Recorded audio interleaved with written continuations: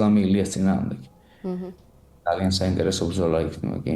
ის ყველაზე საინტერესო იქნება ის რომ ვნახო როგორი რეაგირება ექნება ისლამს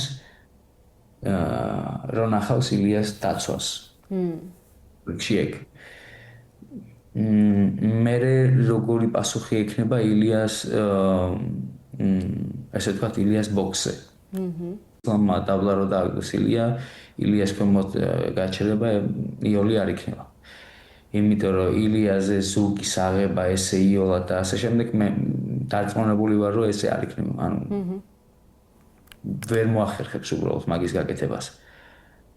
და მაგ სიტუაციის მერე აი ფეხზე რო წამოდგებიან და უკვე ხელები რო ჩაერთვება მაინტერესებს ძალიან უკვე მან მაინტერესებს ისლამის რეაგირება.